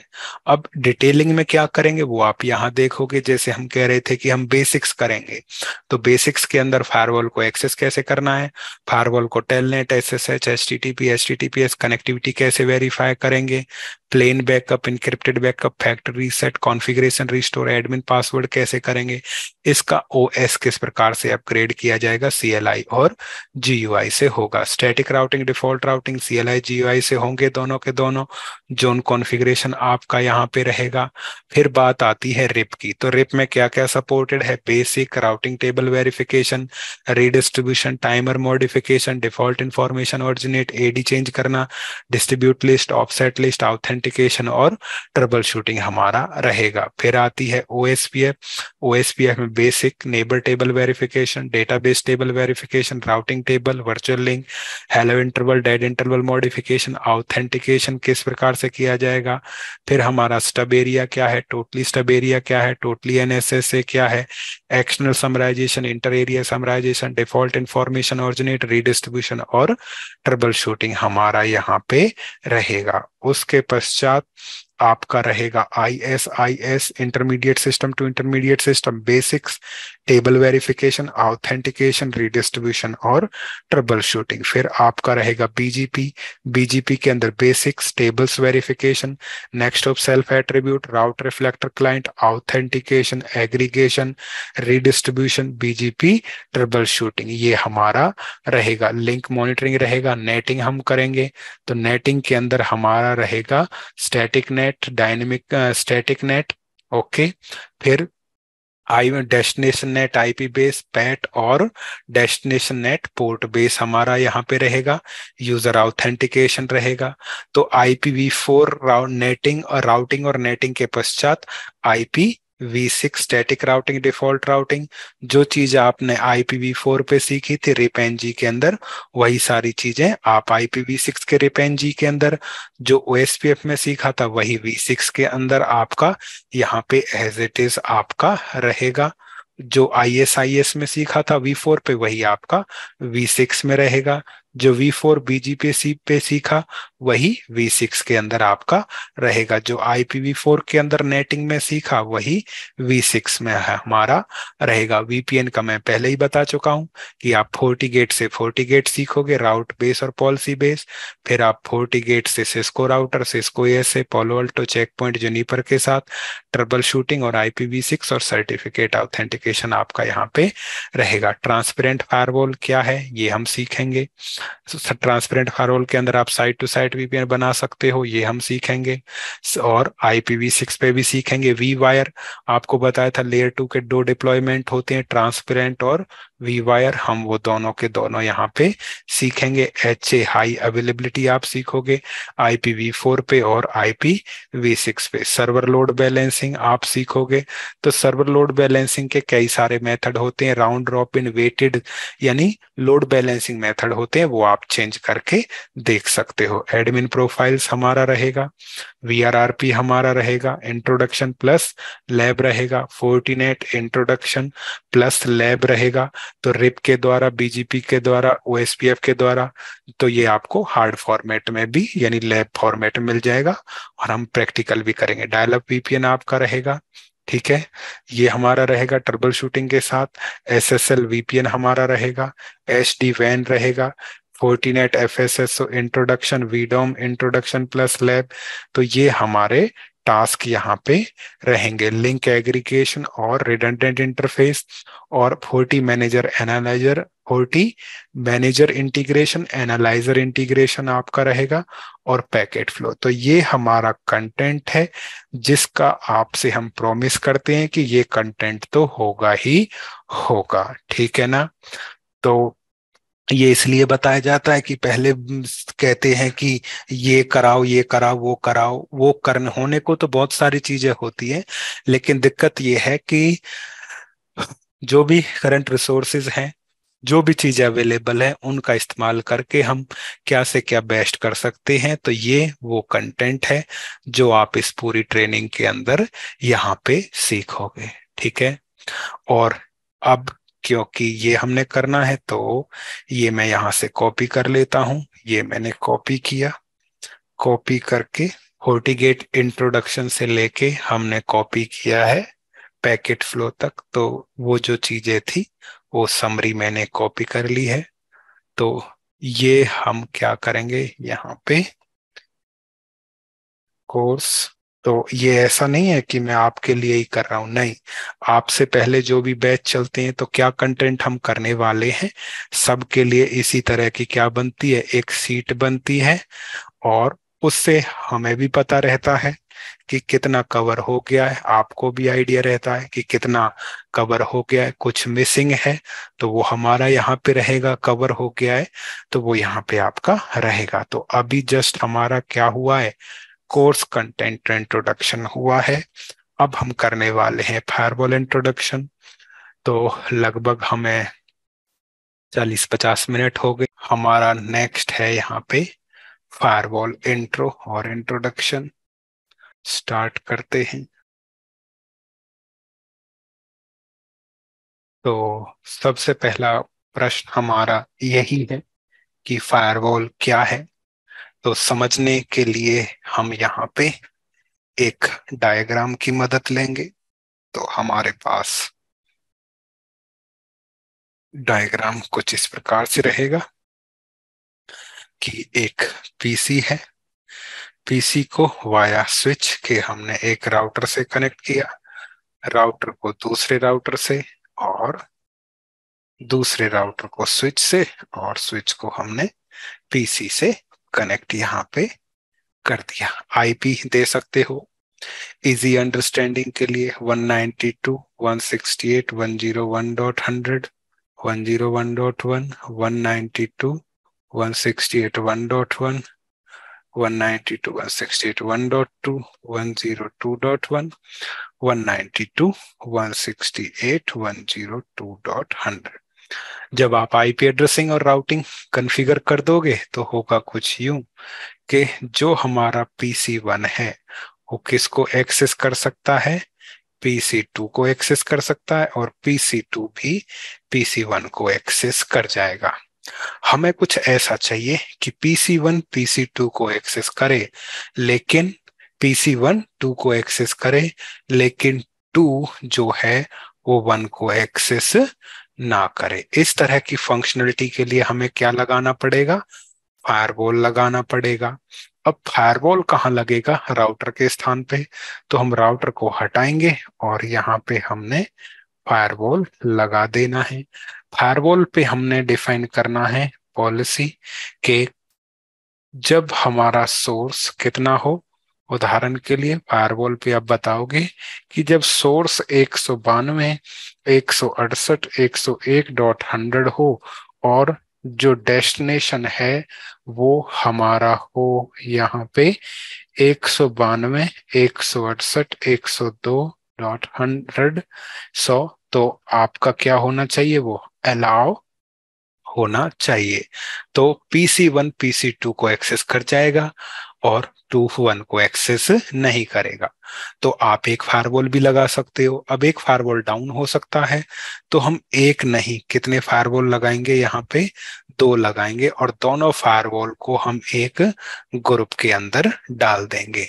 तो एक फायरवॉल एक भी हो सकता है, एक से ज्यादा भी हो सकते हैं। तो जो फायरवॉल होगा एक सिस्टम होगा या ग्रुप ऑफ सिस्टम आपका रहेगा, जो मैनेज करेगा एक्सेस को 2 या 2 से अधिक नेटवर्क के बीच में कि कौन सा नेटवर्क किस नेटवर्क को एक्सेस कर सकता है। तो फायरवॉल या तो एक सिस्टम या ग्रुप ऑफ सिस्टम जो 2 या 2 से अधिक नेटवर्क के बीच एक्सेस को मैनेज करेगा। अब लगेगा कहाँ पे, राउटर के स्थान पे एक भी लगा सकते हो, 2 भी लगा सकते हो। जब मल्टीपल फायरवॉल को ग्रुप करोगे तो वो भी सिंगल फायरवॉल की तरह ही काम करेगा। अब प्रश्न ये आता है कि फायरवॉल कितने प्रकार का हो सकता है। तो फायरवॉल हार्डवेयर भी हो सकता है, ये जो आपने लगा रखा है हार्डवेयर है। फायरवॉल आपका सॉफ्टवेयर भी हो सकता है। सॉफ्टवेयर कब होगा, जो हमारा पीसी होता है, पीसी के अंदर हम एंटीवायरस डालते हैं, तो एंटीवायरस को भी क्या बोला जाता है, फायरवॉल। तो हार्डवेयर भी हो सकता है। ये जो एग्जाम्पल है ये आपके हार्डवेयर वाला है पीसी, और जो सर्वर होता है उसके अंदर आप एंटीवायरस इंस्टॉल करते हो वो सॉफ्टवेयर फॉर्मेट में होगा। और फायरवॉल आपका वर्चुअल भी हो सकता है। वर्चुअल कब होगा, तो हमारे पास हो गया ये क्लाउड, ठीक है। अब क्लाउड डिफरेंट डिफरेंट वेंडर्स के होते हैं, तो क्लाउड किसका होगा, जीसीपी का। क्लाउड हो सकता है अमेजोन वेब सर्विसेज का, माइक्रोसॉफ्ट एज्योर का, या वीएम वेयर का ESXi। तो इतने हमारे पब्लिक, ठीक है, या फिर क्या होते हैं हमारे पास, प्राइवेट पब्लिक क्लाउड हो, ठीक है, या प्राइवेट क्या हो, क्लाउड हो। उनके अंदर आप क्या डिप्लॉय करोगे, सर्वर्स डिप्लॉय करोगे। तो जब सर्वर भी आपका वर्चुअल होगा तो उनको प्रोटेक्ट करने वाला फायरवॉल भी क्या होगा, आपका वर्चुअल होगा। तो पब्लिक क्लाउड और प्राइवेट क्लाउड के लिए आपका फायरवॉल वर्चुअल अप्लायंस भी हो सकता है। डन। तो इससे ये आपको क्लियर हो जाना चाहिए कि कोई पूछता है फायरवॉल क्या है, तो फायरवॉल या तो एक सिस्टम या ग्रुप ऑफ सिस्टम होगा जो मैनेज करेगा एक्सेस को 2 या 2 से अधिक नेटवर्क के बीच में। वो हार्डवेयर, सॉफ्टवेयर अथवा वर्चुअल फॉर्मेट में हो सकता है। फिर हमारा आता है फायरवॉल टेक्निक्स। तो फायरवॉल टेक्निक्स में हमारे पास सबसे पहले आती है पैकेट फिल्टरिंग या स्टेटलेस पैकेट फिल्टरिंग, दूसरा प्रॉक्सी सर्वर, तीसरा स्टेटफुल फायरवॉल, और चौथा हमारा होता है ट्रांसपेरेंट फायरवॉल। अब ये क्या है, ये अब हमें यहाँ पे जानना है। तो सबसे पहले हम स्टार्ट करेंगे पैकेट फिल्टरिंग या स्टेटलेस पैकेट फिल्टरिंग से। तो पैकेट फिल्टरिंग के अंदर पैकेट को फिल्टर किया जाता है ACL की मदद से। जैसे मैंने बोला था हमें नॉलेज चाहिए किसकी, CCNA या CCNP की। तो CCNA में आप क्या सीखते हो, एक्सेस लिस्ट सीखते हैं। तो जब भी आप पैकेट फिल्टरिंग करोगे तो पैकेट को फिल्टर करोगे ACL की मदद से। ACL बना सकते हो स्टैंडर्ड, बना सकते हो एक्सटेंडेड, बना सकते हो नेम्ड, बना सकते हो टाइम बेस्ड, ठीक है। और भी प्रकार की होती है dynamic access list, reflexive access list, TCP establish access list आप बना सकते हो। एक्सपर्टाइज की जरूरत नहीं है बट पता होना चाहिए, ACL हम बनाते हैं। तो एडवांटेज क्या है, इजी टू इम्प्लीमेंट और कॉस्ट इफेक्टिव। अब इजी टू इम्प्लीमेंट कैसे कह सकते हैं, हमारे पास एक पीसी है, पीसी को स्विच से हमने कनेक्ट किया, तो PC connected with switch, switch connected with router, router को किया स्विच से, और स्विच से सर्वर। यदि ये मेरा सोर्स है और ये मेरा डेस्टिनेशन है, इंटरफेस 0/0, 0/1। तो जब पैकेट यहां से चलेगा तो इस इंटरफेस पे क्या करेगा, इन करेगा और इस इंटरफेस से क्या होगा, आउट। तो इन और आउट पे हम क्या लगा सकते हैं, ACL। अगर ये सर्वर मेरा किसका है, HTTP का है, तो मेरे को क्या करना है, अलाउ करना है। क्या अलाउ करना है, TCP का पोर्ट नंबर 80 अलाउ करना है। यदि मेरा सर्वर HTTPS है तो अलाउ करना है TCP का नंबर 443। SMTP है तो मेरे को अलाउ करना है 25, और मेरा RDP है तो मेरे को 3389, इस प्रकार से। तो यदि जो मेरी एप्लीकेशन चल रही है और उसका कोई क्या है, पोर्ट है, तो अगर आपको एप्लीकेशन का पोर्ट नंबर पता है तो क्या अलाउ करना है ये आपको पता है, तो ये क्या हो गया, इजी टू इम्प्लीमेंट। नेक्स्ट क्या है, कॉस्ट इफेक्टिव। कॉस्ट इफेक्टिव किस लिए, आपके नेटवर्क में क्या होंगे, स्विच और राउटर होंगे। तो यदि अब ये जो ACL है वो इस स्विच से पे और राउटर पे डिप्लॉय की जाती है, स्विच नहीं है, एटलीस्ट राउटर तो आपका होगा। तो यदि राउटर क्या सपोर्ट करता हो, ACL कॉन्फ़िगरेशन सपोर्ट करता हो, तो आपको अलग से डिवाइस लेने की जरूरत नहीं है।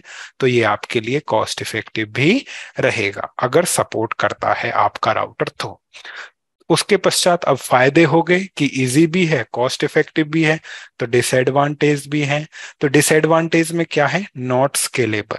अब इस नॉट स्केलेबल से मतलब क्या है, वो ये है कि मान के चलो हमारे पास कुछ सोर्स हैं, कुछ डेस्टिनेशन हैं और कुछ सर्विसेज हैं, तो उनके लिए हमें ACL एंट्रीज कितनी क्रिएट करनी पड़ेंगी।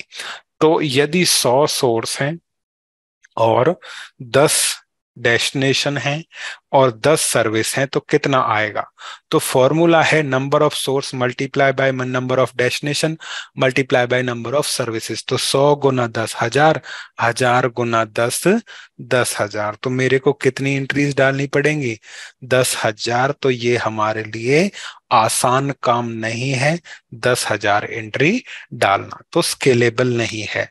फिर है complex access list are hard to create and maintain. आप कॉम्प्लेक्स एक्सेस लिस्ट नहीं बना सकते। अब इससे क्या मतलब है, इससे मतलब ये है कि जो हमारा होता है पीसी, तो हमारे पास हो गया यहाँ पे एक पीसी को कनेक्ट किया, किसके साथ, पीसी कनेक्ट किया स्विच के साथ, स्विच से राउटर, राउटर से स्विच, और स्विच से हमारा जो भी है, या इसको सीधा लेके चलते हैं कि ये हमारा किससे कनेक्ट हो गया, इंटरनेट के साथ ये हमारा यहाँ पे कनेक्ट हो गया। अब राउटर पे हमने क्या डाला, रूल डाला। इंटरनेट पे हमारे पास एक सर्वर है DNS का, तो हमने क्या करना पड़ेगा, अलाउ करना पड़ेगा UDP कितना, 53 पे अलाउ करना पड़ेगा। अब क्लाइंट क्या करेगा, वो DNS की क्वेरी भेजेगा, DNS की क्वेरी को UDP 53 के अंदर इनकैप्सुलेट करेगा। इस रूल को यूज करके वो क्या हो गया, हमारा अलाउ हो गया। अब ये भी ठीक है। अब यहाँ पे एक दूसरा सर्वर है जिसको हम क्या बोलते हैं, टोरेंट वाला। अब जो यूजर है वो टोरेंट की एप्लीकेशन लेगा, वो UDP 53 के अंदर क्या की जाएगी, इनकैप्सुलेट की जाएगी। और क्योंकि UDP 53 इस्तेमाल हो रहा है, तो रूल के हिसाब से ये भी क्या हो गया, टोरेंट भी अलाउ हो गया। तो आप जो ACL बनाते हो, ACL में अलाउ किया आपने क्या, पोर्ट।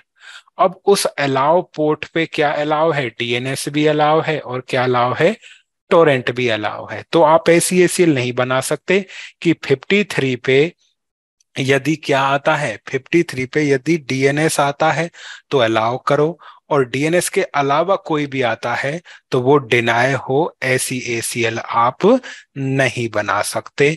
तो कॉम्प्लेक्स एक्सेस लिस्ट क्रिएट और मेंटेन करना मुश्किल है थोड़ा सा।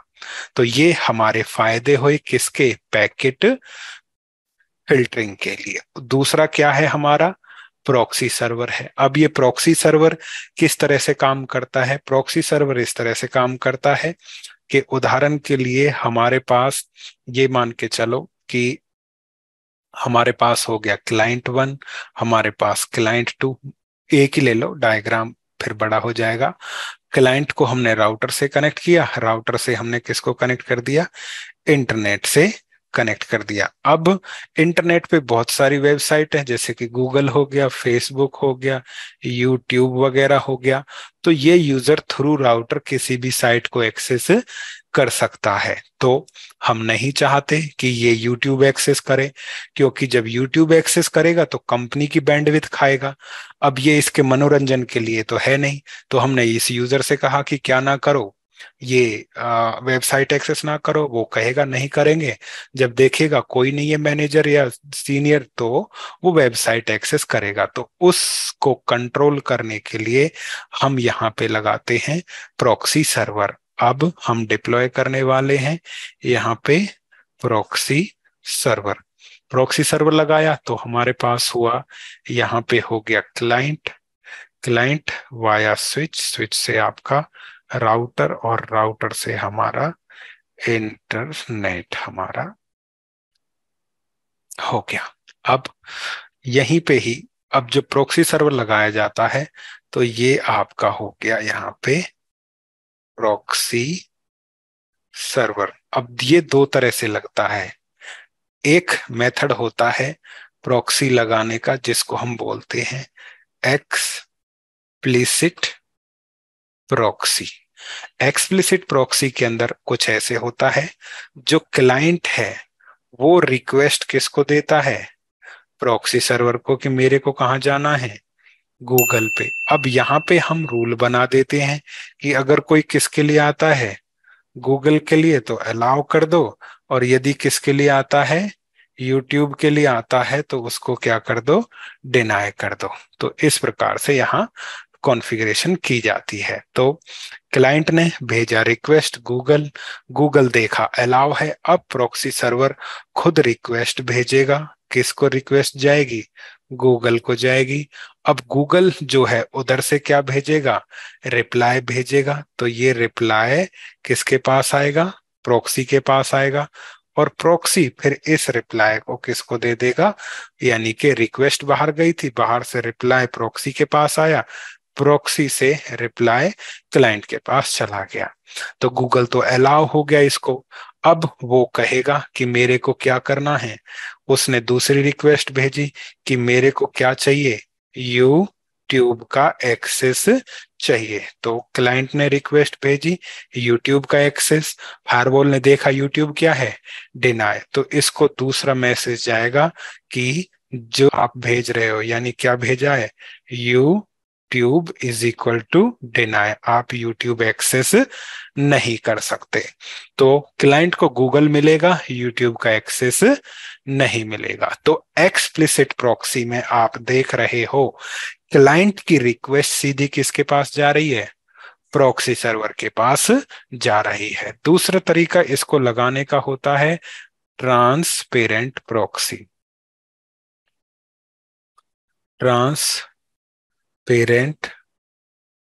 प्रॉक्सी, तो ट्रांसपेरेंट प्रॉक्सी के अंदर रिक्वेस्ट किसके पास गई जाएगी, गेटवे के पास जाएगी। तो क्लाइंट ने रिक्वेस्ट भेजा मेरे को गूगल पे जाना है, गेटवे पे जाएगा, गेटवे उस रिक्वेस्ट को प्रॉक्सी को देगा, प्रॉक्सी देखेगा अलाउ है, तो अब प्रॉक्सी रिक्वेस्ट गूगल को भेजेगा, और जो गूगल है वो उसको रिप्लाई भेजेगा। तो रिक्वेस्ट गूगल पे, गूगल से रिप्लाई प्रॉक्सी पे, और प्रॉक्सी से रिप्लाई क्लाइंट पे जाएगा। तो अंतर किस चीज का आया, जब हम यूज करते हैं एक्सप्लिसिट प्रॉक्सी तो क्लाइंट सीधी रिक्वेस्ट प्रॉक्सी सर्वर को दे रहा है, डन, प्रॉक्सी फिर उसे आगे दे रहा है। लेकिन जब हम बात कर रहे हैं ट्रांसपेरेंट प्रॉक्सी, तो ट्रांसपेरेंट प्रॉक्सी के अंदर क्लाइंट को प्रॉक्सी के बारे में पता ही नहीं है, वो गेटवे को रिक्वेस्ट भेज रहा है और गेटवे उसको फोर्स कर रहा है क्लाइंट या प्रॉक्सी सर्वर की तरफ, फिर प्रॉक्सी उसको रिप्लाई देगा। तो अल्टीमेटली आप यहाँ पे देखो, चाहे क्लाइंट खुद प्रॉक्सी को दे या गेटवे प्रॉक्सी को दे, तो रिक्वेस्ट हमारी एक्चुअली किसके पास आ रही है, तो जब बाहर जा रहा है तो भी प्रॉक्सी से जा रहा है, अंदर आ रहा है तो भी प्रॉक्सी से आ रहा है। तो यानी क्लाइंट और इंटरनेट के बीच में क्या आ गया आपका, अब क्लाइंट और इंटरनेट के बीच में प्रॉक्सी सर्वर आ गया। तो रिक्वेस्ट इसी प्रकार से आपकी जाएगी तो प्रॉक्सी के रास्ते, आएगी तो प्रॉक्सी के रास्ते। तो प्रॉक्सी सर्वर इंटरमीडिएटर का काम करता है। तो वही यहाँ पे लिख रखा है, जो प्रॉक्सी सर्वर है ये काम करता है इंटरमीडिएट सिस्टम की तरह, इनसाइड और आउटसाइड वर्ल्ड के बीच में। ये अलाउ नहीं करता इनसाइड यूजर को कि वो सीधा बाहर चला जाए या वाइस वर्सा बाहर से सीधा अंदर आ जाए। लिमिटेशंस क्या है? सिंगल पॉइंट ऑफ फेलियर, अगर आपने एक ही प्रॉक्सी लगाया तो वो डाउन हो सकता है। तो बचने के लिए दो लगाओगे, एक लगाओगे प्राइमरी और एक लगाओगे सेकेंडरी, तो सिंगल पॉइंट ऑफ फेलियर इतनी बड़ी बात नहीं रहेगी। फिर बात आती है इट इंट्रोड्यूस डिले। अब डिले थोड़ा सा होगा ही होगा। क्यों डिले क्यों होगा? क्योंकि पहले जो रिक्वेस्ट इनिशिएट करेगा वो कौन करेगा? क्लाइंट। और क्लाइंट के बिहाफ पे आगे प्रॉक्सी रिप्लाई, प्रॉक्सी और प्रॉक्सी से अंदर। तो डिले मिली सेकेंड के अंदर आपका होगा ही होगा, उसका कुछ नहीं हो सकता। सिक्योरिटी चाहिए तो वो थोड़ा डिले आपको सहन करना पड़ेगा। हाँ, ऐसा कर सकते हैं, जब आप प्रॉक्सी सर्वर लगाओगे तो अपने वेंडर से बात करोगे कि मेरे पास 1000 क्लाइंट हैं या 10,000 हैं या 1 लाख क्लाइंट्स हैं, तो उनके हिसाब से वो आपको सजेस्ट करेगा कि ये वाला मॉडल परचेज कर लो। तो वो हम यहाँ पे कर सकते हैं। तो प्रॉक्सी सर्वर के द्वारा हम क्या करते हैं? यूआरएल फिल्टरिंग का काम करते हैं। ये हो गया दूसरा फायरवॉल टेक्निक। तीसरा हमारा क्या है यहाँ पे? स्टेटफुल फायरवॉल। इसको पढ़ने से पहले हमने जाना है डायग्राम की तरफ, और डायग्राम हमारा कहता है ये। तो हम क्या डिस्कस कर रहे हैं? स्टेटफुल फायरवॉल हमारा रहेगा। तो स्टेटफुल फायरवॉल हो गया।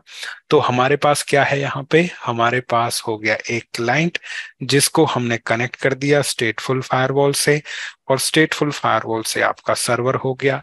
इजी अंडरस्टैंडिंग के लिए 192.168.101.100, 192.168.101.1, 192.168.102.1, 192.168.102.100, इस प्रकार से आपका रहेगा।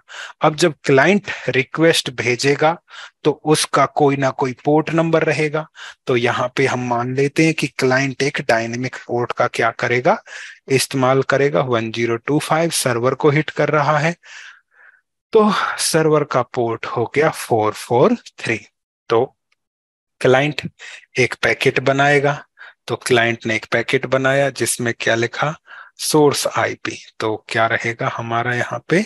क्लाइंट ने request source IP 192.168.101.100, destination IP 192.168.102.100, source port 1025, destination port 443, और पहला पैकेट जा रहा है टीसीपी का। तो क्या जाएगा यहाँ पे? सिन रिक्वेस्ट हमारी जाएगी। तो क्लाइंट ने पैकेट बनाया, पैकेट बना के ये किसको दे देना है? फायरवॉल को दे देना है। तो पैकेट बनाया, फायरवॉल को दे दिया। फायरवॉल एक डेटाबेस बनाएगा यहाँ पे। अब वो डेटाबेस किस प्रकार से होगा कि 192.168.101.100 गया है किसके पास? 192.168.102.100 के पास गया है। सोर्स पोर्ट 1025 गया है 443 के पास, और पहला पैकेट सिन गया है। इस प्रकार का क्या बनेगा? एक डेटाबेस। और डेटाबेस बन के ये वाला पैकेट जो हमारा है, ये वाला पैकेट किसको दे दिया जाएगा? सर्वर को। अब ये क्या भेजी गई थी? रिक्वेस्ट। उधर से क्या तैयार होगा? रिप्लाई। अब ये रिप्लाई फायरवॉल पे आएगा। तो रिप्लाई के अंदर क्या होगा? Source IP 192.168.102.100, destination IP 192.168.101.100, source port return उल्टा हो जाएगा 443, डेस्टिनेशन पोर्ट 1025, सिन के जवाब में सिन प्लस एक्नॉलेजमेंट, इस प्रकार का रिप्लाई आएगा। जब ये आया, अब मैच किया जाएगा कितना 102, 102 मैच कर गया यहाँ पे। उसके पश्चात कितना पोर्ट नंबर आ रहा है 443 मैच कर गया। ओके, तो लेयर 3 और लेयर 4 मैच हुआ।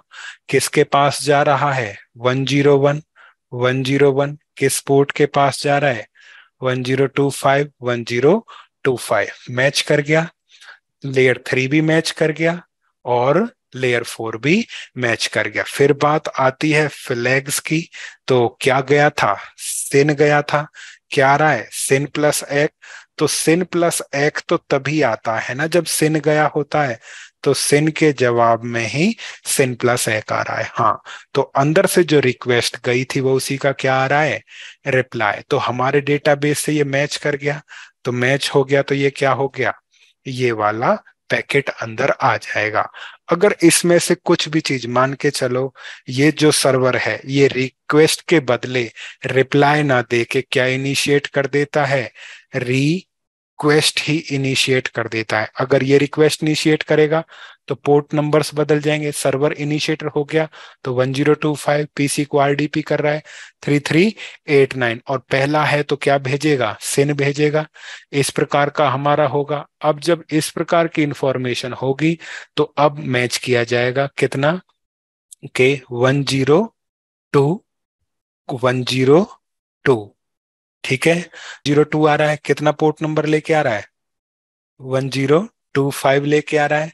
लेकिन आईपी तो मैच हो गया, लेकिन क्या मैच नहीं हुआ पोर्ट मैच नहीं हुआ। किसके पास जा रहा है 101, 101 के पास जा रहा है।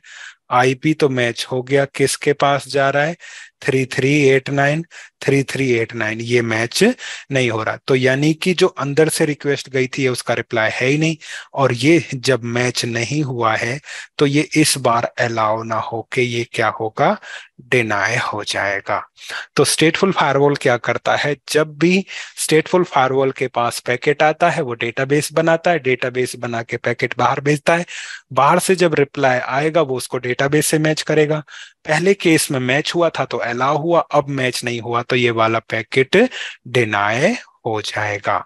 तो ये काम कौन करता है हमारा स्टेटफुल फायरवॉल करता है। तो वही यहाँ पे लिखा हुआ है।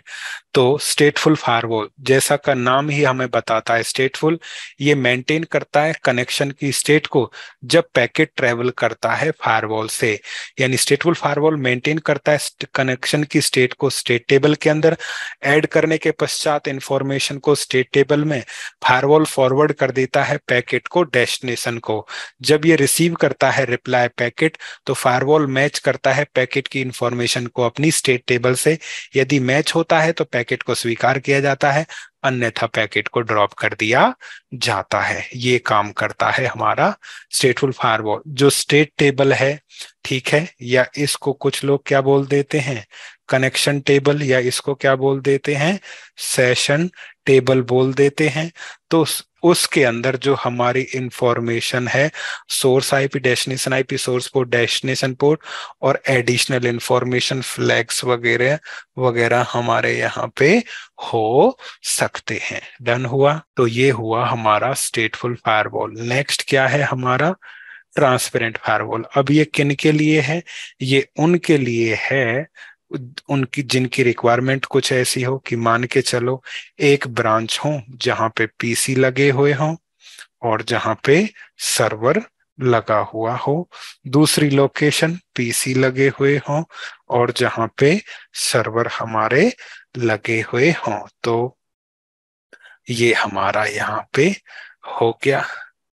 उसके पश्चात ये हो गया। अब स्विच को हमने किससे कनेक्ट कर दिया राउटर से, इधर भी किससे कनेक्ट कर दिया दोनों राउटर को लीज लाइन से, दोनों राउटर को आप इंटरनेट के साथ क्या कर सकते हो कनेक्ट कर सकते हो, या MPLS के साथ भी आप कनेक्ट कर सकते हो। तो आपने लगा रखा है राउटर, राउटर पे आपने कॉन्फ़िगर कर रखा है पहली चीज आईपी एड्रेसिंग कर रखी है, आपने राउटिंग कर रखी है, इंटरनेट है तो नेटिंग कर रखा है, MPLS या BGP कॉन्फ़िगर आपने कर रखा होगा, या हो सकता है IPsec VPN भी आपने बना रखा है। अब मेरे को जरूरत पड़ी कि इन्हें और इन्हें सिक्योर करना है, तो सिक्योर करना है तो राउटर हटेगा, और राउटर हट के क्या लगाना है, फायरवॉल। तो हमें क्या लगा, हटाना, राउटर हटाना है और लगाना है फायरवॉल लगाना है। फिर से IP addressing, routing, netting, MPLS BGP जो भी है, IPsec, और फिर हमें क्या लगाना है, फायरवॉल की पॉलिसीज। यहाँ पे फायरवॉल की पॉलिसीज हमें लगाना है। इतना सारा काम हमें करना पड़ेगा। अब बात यह है, कुछ चीजों की लिमिटेशन भी रहेगी MPLS BGP की। तो मैं चाहता हूं फायरवॉल लगे, जब ऑलरेडी आईपी एड्रेसिंग है तो क्यों करें, राउटिंग है तो क्यों करें, नेटिंग है तो क्यों करें, MPLS सपोर्टेड नहीं है हटाओ, VPN दोबारा से क्यों कॉन्फ़िगर करें। क्यों ना कुछ ऐसा किया जाए, केवल हम क्या लगाएं इधर, फायरवॉल पॉलिसीज ही लगाएं। तो उसके लिए हम यहाँ पे इस्तेमाल करते हैं ट्रांसपेरेंट फायरवॉल। ठीक है, तो ट्रांसपेरेंट फायरवॉल हम लगाएंगे। तो ट्रांसपेरेंट फायरवॉल को गेटवे के स्थान पे नहीं, लोकल एरिया नेटवर्क और गेटवे के बीच में हम ट्रांसपेरेंट फायरवॉल को लगा देंगे। लगा दिया, गेटवे की लेन से कनेक्टिविटी खत्म कर दो।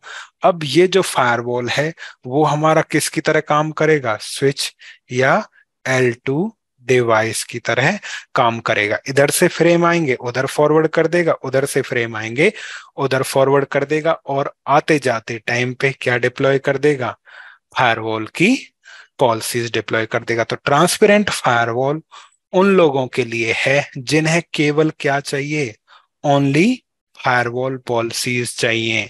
वो एग्जिस्टिंग नेटवर्क को चेंज करना नहीं चाहते, बस फायरवॉल चाहते हैं। तो उनके लिए क्या है आपका, ट्रांसपेरेंट फायरवॉल। ओके, तो ये जो डायग्राम से समझाया है यही यहाँ बोलो निर्भय। सर जो ट्रांसपेरेंट फायरवॉल है वो नेटेड की तरह भी यूज करते हैं क्या? नहीं नेटेड नहीं नहीं नहीं वो नहीं वाला नहीं, वो दो वाला मोड चाहिए। होते हैं। नहीं, जितनी भी हम करेंगे इसकी एक या दो लैब रहेंगी। नॉर्मल जो फायरवॉल है, देखो जो तुम बात कर रहे हो ना, नेट और एक ट्रांसपेरेंट, तो जो नेट मोड होता है यही आपका कैसा होता है, L3 L3, और जो ट्रांसपेरेंट होता है वो कैसा होता है, L2। L2 होता है।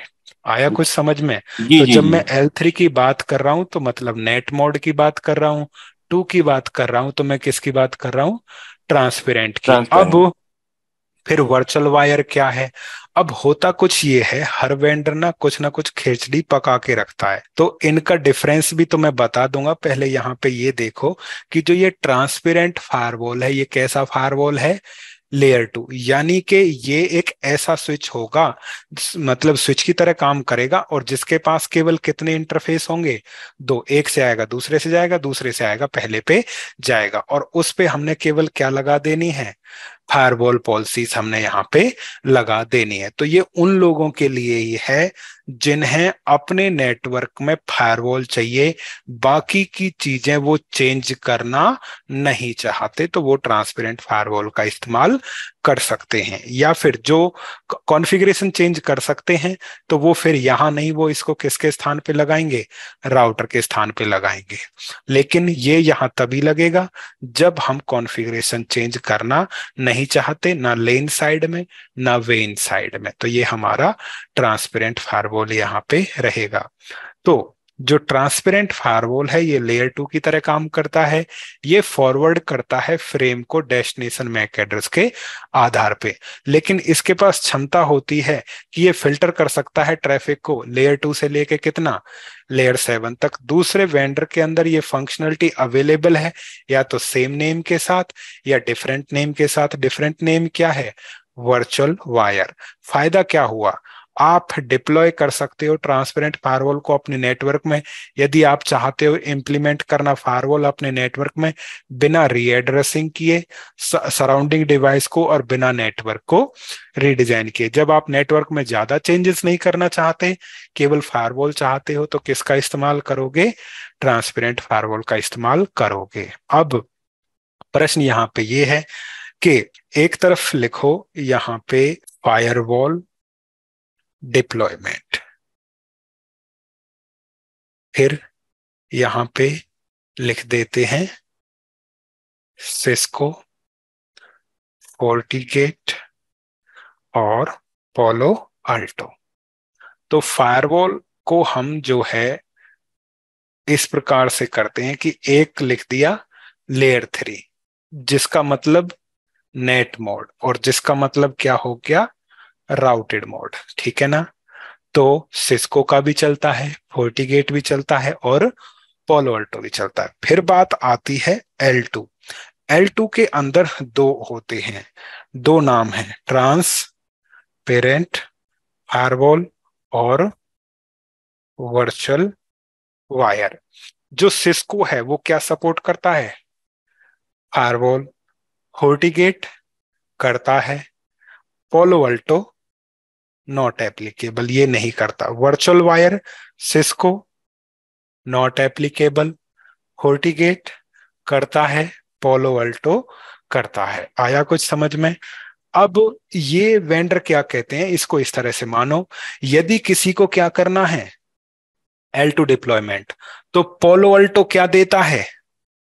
Virtual wire. फोर्टिगेट कहता है कि हाँ, मैं पोलो अल्टो वाला फीचर भी क्या करता हूं? सपोर्ट करता हूं। डन हुआ? क्लियर हुआ? फिर किसकी बात आई? Transparent firewall. हाँ, मैं सिस्को वाला फीचर भी क्या करता हूं? सपोर्ट करता हूं। यानी जो पोलो अल्टो और सिस्को तुम्हें मिलके देगा वो मेरे फायरवॉल में तुमको मिल जाएगा। आया कुछ समझ में? तो ये हमारा होता है। तो फायरवॉल का डिप्लॉयमेंट लेयर 3 बोलो, नेटेड बोलो, राउटेड बोलो, वो हर वेंडर का चलेगा। ट्रांसपेरेंट या वो जो लेयर 2 डिप्लॉयमेंट में ट्रांसपेरेंट और वर्चुअल वायर, तो ट्रांसपेरेंट सिस्को सपोर्ट करता है, पोलो अल्टो वर्चुअल वायर सपोर्ट करता है, फोर्टिगेट दोनों के दोनों क्या करता है?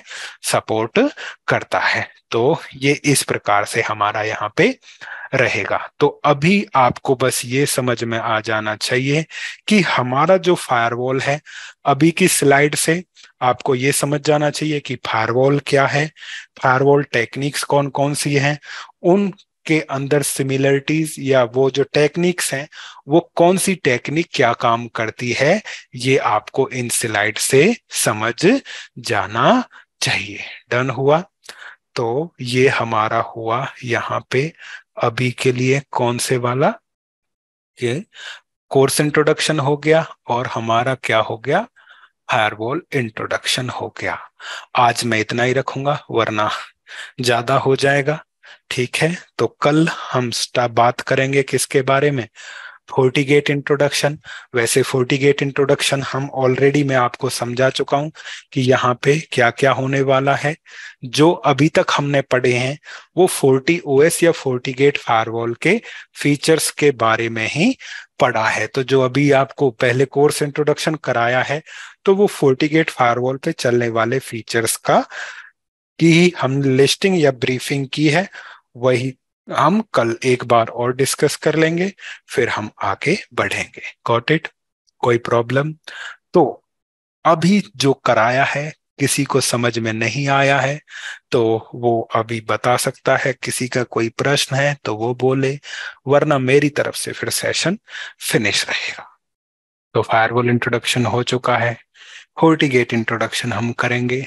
तो फोर्टिगेट इंट्रोडक्शन या फीचर्स में वही आपका रहेगा जो हमने कल कोर्स के बारे में डिस्कस किया था।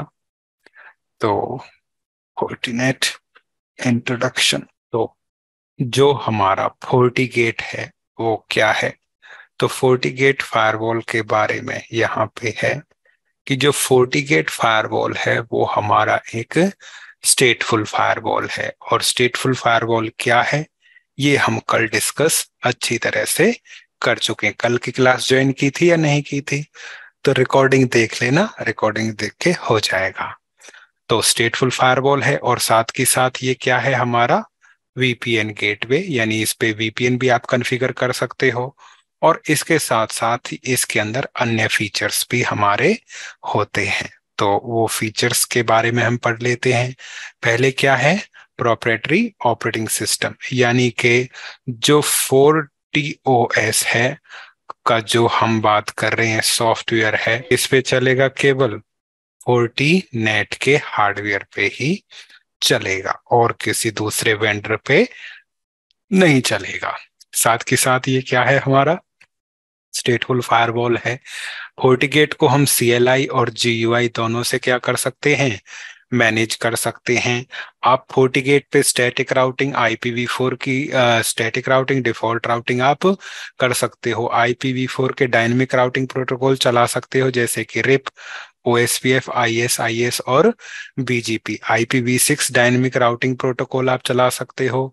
RIP-NG सपोर्टेड है, OSPF वर्जन 3 सपोर्टेड है, IS V6 सपोर्टेड है और multi protocol border gateway protocol supported है। IPv4 और IPv6 की लिंक मॉनिटरिंग या बोलें तो आप अनदर वेंडर के अंदर जिसको SLA कहा जाता है वो आप कॉन्फ़िगर कर सकते हो। आप जोन कॉन्फ़िगर कर सकते हो।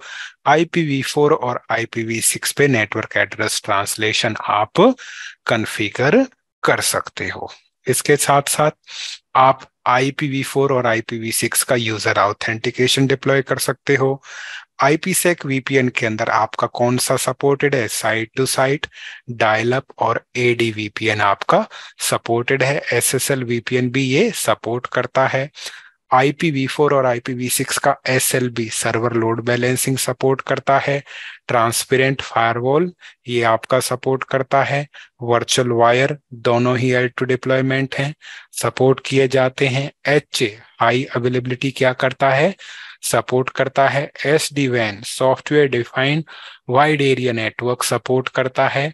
FSS Fortinet single sign on AD integration आपका सपोर्टेड है। उसके पश्चात यहाँ पे क्या कर सकते हो इंटरफेस रिडंडेंसी, 40 मैनेजर और एनालाइजर इंटीग्रेशन आप क्या कर सकते हो जो कल बताया था हमने।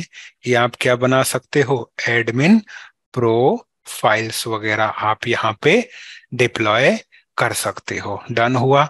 और भी फीचर्स होते हैं जो कि नेक्स्ट जनरेशन फायरवॉल वाले होते हैं वो भी यहाँ पे सपोर्टेड हैं। जैसे कि हमारा क्या हो गया डिक्रिप्शन, तो डिक्रिप्शन सपोर्ट करता है। जो पोलो अल्टो के अंदर ऐप आईडी कहा जाता है तो एप्लीकेशन कंट्रोल भी क्या करता है ये सपोर्ट करता है। और जो है फायरवॉल पे आप क्या कर इनेबल कर सकते हो IPS इनेबल कर सकते हो। URL फिल्टरिंग भी क्या कर सकते हो यहाँ पे इनेबल कर सकते हो। आप यहाँ पे फाइल ब्लॉकिंग भी क्या कर सकते हो डिप्लॉय कर सकते हो। तो नेक्स्ट जनरेशन फायरवॉल वाले फीचर्स डिक्रिप्शन हो गया, एप्लीकेशन कंट्रोल, IPS या बोले तो एंटीवायरस और एंटी स्पाईवेयर भी आप इनेबल कर सकते हो। फाइल URL फिल्टरिंग और फाइल ब्लॉकिंग वगैरह भी आप डिप्लॉय कर सकते हो। तो वर्तमान समय में 3 ही वेंडर के फायरवॉल हैं, चेक पॉइंट, फोर्टिगेट और पोलो अल्टो। ये तीनों वेंडर के फायरवॉल हमारे क्या हैं नेक्स्ट जनरेशन फायरवॉल। जो एक देता है वही दूसरा देता है वही तीसरा देता है। तो इनमें कोई खास डिफरेंस नहीं है, नाम अलग अलग हो सकते हैं। तो इन्हीं फीचर्स के बारे में जो है हमने इस पूरी ट्रेनिंग के अंदर पढ़ना है जो आपको बताया था।